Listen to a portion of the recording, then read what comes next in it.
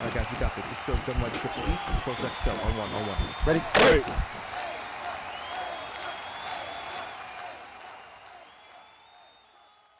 What's up, guys? It's Pick'em with HuddleGG, and welcome back to another episode of Ask Huddle. If you guys are new here, this is a series that we do each week where we answer your guys' questions. So if you have a question you'd like answered in a future video, wherever you're watching this, just make sure you leave that question in the comment section below, and we will do our very best to get to that question. If you don't see us getting to that in a future video, you can always join our free Discord by going to HuddleGG/Discord, and we answer all of your questions in there as well. With that being said, we really appreciate that you're here, and let's dive into this week's episode. And our first question today comes from John Doe, and they asked, do you have any tips on navigating the pocket? And this is a question that we get a lot, and this is actually a really good question, and something myself that I had to improve on to become a better Madden player. For those of you that know me, I used to be really heavy running the football, using RPOs, things like that, and I knew if I wanted to become a better player, I had to get better at passing the ball consistently. And the first thing when it comes to passing the ball is being comfortable in the pocket. So I'm going to go over a few tips or a few little drills that I did and still do to this day to get better at that skill. And again, which one works best for you does depend a little bit where you're at skill level wise. We're going to start off with the most basic. So again, if you are new to this game or you just are very uncomfortable in the pocket, what I'd recommend is going into practice mode. Always have two controllers on if you can, because practice mode will play a little bit differently with two controllers versus one. And what we're going to do is we're just going to come out in a pass play. It doesn't really matter what pass play you come out in. If you play, if you're an under center player, I'd recommend doing an under center formation. If you're more of a shotgun player, do a shotgun formation. We're just going to come out in a curl combo play here. And on the defensive side of the ball, we're just going to click the left stick in to pick random play. Okay, so we are just going to do our very best to avoid the sack while staying in the pocket and not even worry about throwing the ball to begin. Okay, so we're just going to say hike, and we're just going to navigate this pocket, and we're just going to try to stay there, step up, and buy as much time as we can. And the goal should be getting sacked as close to the line of scrimmage as possible. What we don't want to do is say hike and just do this, because for one, you'll see that the defensive ends will shed quicker once we go further back, but also we're not going to be able to make our throws from back there, and our actual icons above the receivers will disappear. So you don't want to continually back up in the pocket. So again, you're going to say hike, and you are just going to focus on staying in this pocket. Sometimes it's going to be a three-man pass rush, and you're going to see that you have a lot more time here in the pocket. Sometimes they're going to send blitzes. Again, we're just running random defenses. I'm not focused on setting up any pass protection here.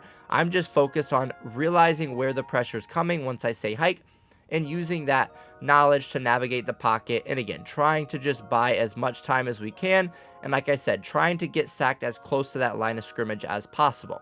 Now, once you feel comfortable with this and you start to get a little bit more comfortable in the pocket, the next thing I would start to do is run some of the plays that you like to run, and then start to incorporate throwing the ball once you've navigated the pocket, right? So we're going to say hike here, and let's say that we just work, and now we're going to work on getting rid of that ball on time. Still work on stepping up in the pocket.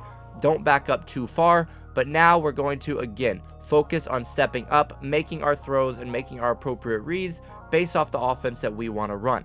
Now, the last step that I would do, or the last drill, is going to be more advanced when you are more comfortable in general. And this is going to be something where we really start to play against the meta things in the game, right? So let's say that you are struggling against the mid blitz, right? Double mug. Let's say you struggle against that.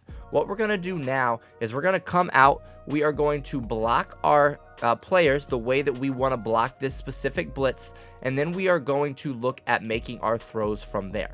Okay, so again, what you're going to do is you're going to set up your combinations. You're going to set up your protection. And then we're going to start to look to make those reads against those formations or against those meta defenses that we're struggling against. It can be double mug. It can be the loop blitzes. It can be, again, whatever you struggle against the most. And if you struggle against all of them, take a little bit of time to practice against each of these blitzes. But again, that's another reason why two controllers is really important. For a lot of the blitzes in this game, you have to set it up and do something specific with your players adjustment-wise. Having two controllers allows you to set up the blitz exactly how you're going to see it in game, and that's going to help you understand how to navigate those defenses that you're going to see more often than anything else. Our next question today comes from Julius Caesar, and they ask, is cover 4 quarters a good defense to defend empty sets? Now, my short answer is going to be no, and I'm going to show you why, but I'm also going to show you what you should do and who you should use if you are looking to use cover 4 quarters against an empty set. Now, the reason why I'm not a big fan is you have a really big responsibility if you are the 3-rec hook, and I would argue you have to use the 3-rec hook if you're playing a cover 4 quarters defense. I'll show you the reason why it's so important. If we would set up a combination like this and we're not using the 3-rec hook, what you're going to see is A is going to be a wide open touchdown every single time. Okay, so if everybody's going vertical, the 3-rec's job in a quarters look against empty is to cover that inside receiver to the 3 receiver side on that vertical route. So if you are looking to run cover 4 quarters against an empty set, you have to know that this A here, this inside receiver to the trip side, is your responsibility if he goes vertical if you don't see any route come underneath of you. Okay, so if you say hike here, you're going to have to run with him until you see another route come underneath, or that receiver is going to be wide open. Now, if they would run a combination that's similar, but instead of having that RB on a corner route, we just put that RB on a drag. Once you see that receiver establish that he's coming underneath, you can leave the A because the safety can now take him. But if we look at the replay here, what you're going to see is when these guys go vertical, the corner has the outside guy, and the safety has the second guy here, which again would leave this inside guy wide open if we were not using him down the field. Okay, but again, like I said, if you are using this 3-rec, understanding our rules is important.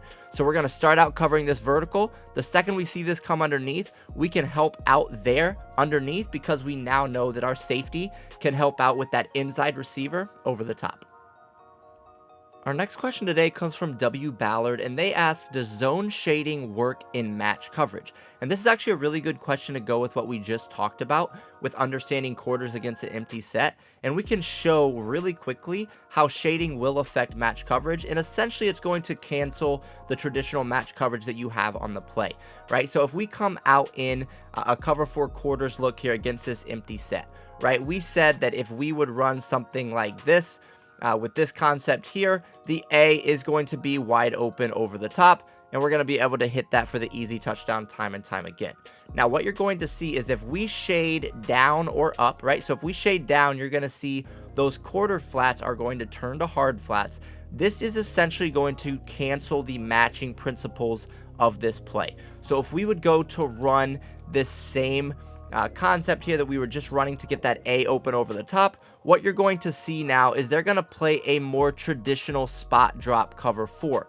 Now, it's not going to be entirely spot drop. There are still some nuances to it where people will follow routes a little bit differently than a cover 4 drop. If you see this safety over here to the left, you see how he hesitates here on that route. Again, this is a little bit different than him just continually backing up in a cover 4 drop. But this guy's not going to match the corner route. This guy's not going to match the comeback. Again, you can see he hesitates for a second when that comeback starts to break. So you do get a little bit of different rules from cover 4 quarters, even if match is turned off, but you're not getting your traditional match principles. If you do want some more information on ways that we could beat a defense like this where they do turn the match off, but they're still playing a quarters or a palms look, we have a lot of that over at our website at HuddleGG. AntCap does a wonderful job at breaking down the differences between cover 4 drop and cover 4 quarters when match is turned off. But again, you're not going to get those traditional match principles if you do shade down or up when you are in quarters, palms, cover 6, anything like that matching wise. Again, it's going to play more closely to a spot drop cover 4 zone. So do not expect those matching principles to remain the same if you are looking to shade your defensive players. Our last question today comes from Shred 6 Strings, and they ask, what's the best way to block Sam Blitz out of 6-1 with no mug? So this is a blitz that's been popular for a couple of years now. Again, the 4-3 even 6-1 formation, and the play is Sam Will Blitz. Now, if they're not mugging, again, mugging means that they're going to stand down here and just make it a little bit more confusing for the offensive line. It's actually pretty simple to block if they're not doing that. Okay, so what we want to do, let's talk about 2 ways we can block it. One with the running back, one with the tight end. With the running back, what you want to do first is obviously block the running back. They are sending 6 people, so we're going to have to block 6 people in order to pick it up consistently. And what you want to do once you block your running back is you want to look at the play art.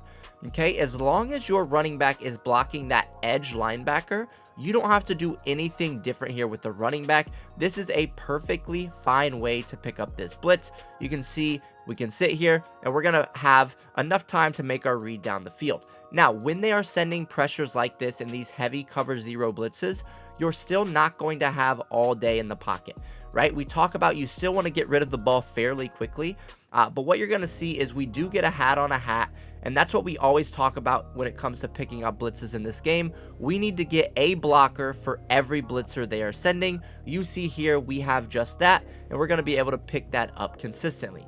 Now, you do have the opportunity with the running back where you could full slide away from the running back, or sorry, full slide towards the running back, and that will get him to block the opposite side edge rusher.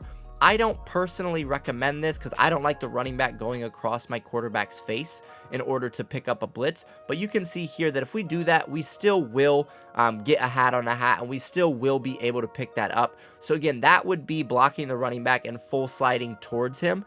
But the easiest one is just to block that running back and have him block that edge rusher to the side of the field that he's already on. Again, we don't want to ask him to go all the way across the quarterback's face if we don't have to. Now, the other way that we can do this is just by blocking that tight end. Okay, so to do that, obviously we'll have to have a tight end on the line.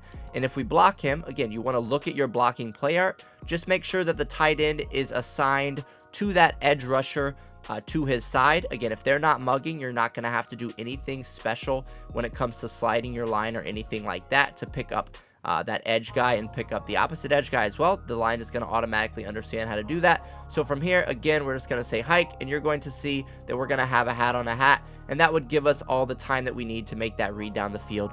Again, if they are not mugging, it is just simply a numbers game where if they're blocking or if they're sending 6 people, we're going to have to block 6, whether that's with our running back or whether that's with a tight end.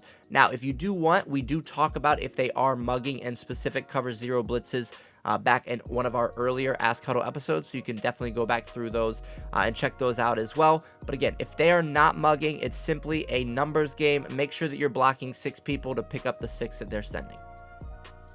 And if you guys are looking to get even better at Madden or college football, make sure to join our free Discord by going to HuddleGG/Discord. Have a great day.